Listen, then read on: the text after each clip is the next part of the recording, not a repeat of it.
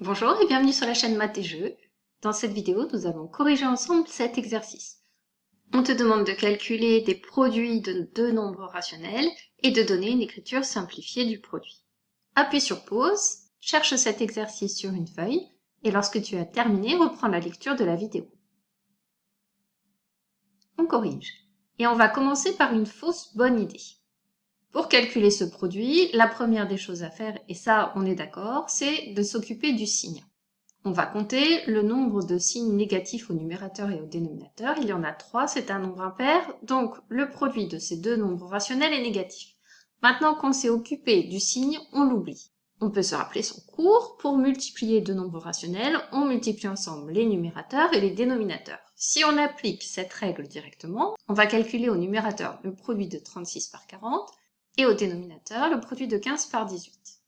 Soit on pose ces opérations, bon, la première peut se faire de tête, mais la deuxième on va la poser, soit on prend sa calculatrice. Ce qui nous donne moins 1440 sur 270. Et comme on nous demande une écriture simplifiée, eh bien maintenant on va s'occuper de simplifier cette écriture. Donc on va par exemple décomposer en produit de facteur premier 1440, ce qui va nous demander un petit peu de calcul, décomposer 270 en produit de facteur premier, puis on va diviser numérateur et dénominateur par tous les facteurs communs. Donc ça va nous demander du travail et c'est aussi une source potentielle d'erreur. Donc cette méthode est une mauvaise idée, même si elle fonctionne. Voilà comment on va faire pour gagner du temps et éviter les erreurs. On commence bien sûr par s'occuper du signe, première des choses à faire. 3 signes négatifs, le résultat est négatif. Mais là maintenant, au lieu de calculer 36 fois 40 directement, on va décomposer les deux facteurs 36 et 40 en des produits, soit grâce aux tables de multiplication, soit en utilisant des critères de divisibilité. Alors 36, moi tout de suite je pense à 6 fois 6. 40, 5 fois 8. On écrit la première décomposition qui nous passe par la tête et après on affinera si besoin. 15, 3 fois 5 et 18, 3 fois 6. On va rechercher si on peut trouver des facteurs communs au numérateur et au dénominateur. Si c'est un facteur commun, si je divise le numérateur par 6, 6 divisé par 6 ça fait 1, donc je n'ai pas besoin d'écrire 1 puisque 1 est neutre pour la multiplication, ça ne va pas changer. Par contre, si je divise le numérateur par 6, il faut que je divise le dénominateur par 6.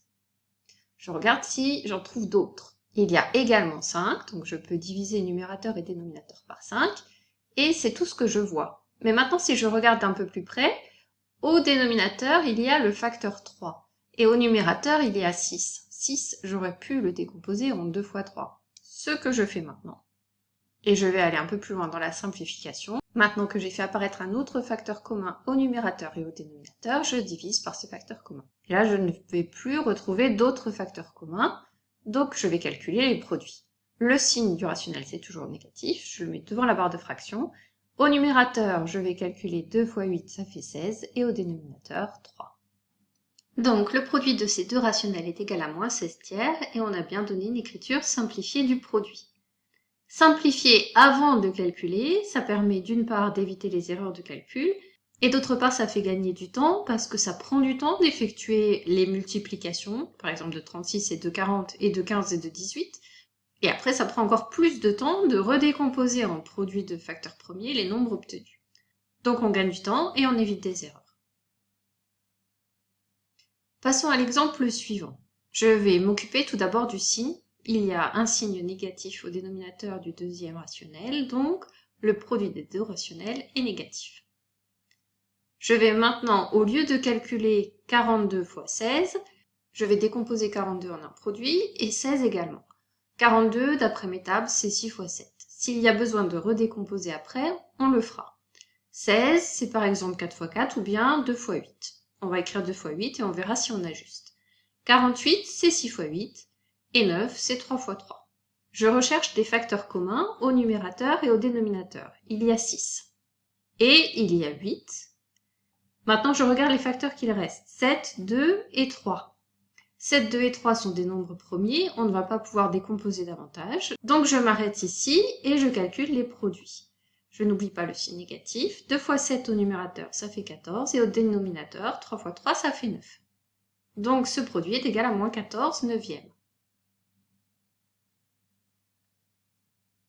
Passons au dernier exemple. Je compte le nombre de signes négatifs. Il y en a 2, donc le signe de ce produit est positif. Pas besoin d'écrire plus devant la barre de fraction. Je vais maintenant décomposer 12 et 25 au numérateur en produits.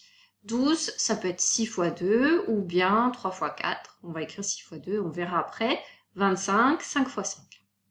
15, c'est 3 fois 5. Et 30, par exemple, 3 fois 10. Je recherche les facteurs communs au numérateur et au dénominateur. Il y a 5, et tel que c'est écrit, c'est le seul que je vois apparaître. Mais peut-être que je n'ai pas assez décomposé, donc je regarde de plus près.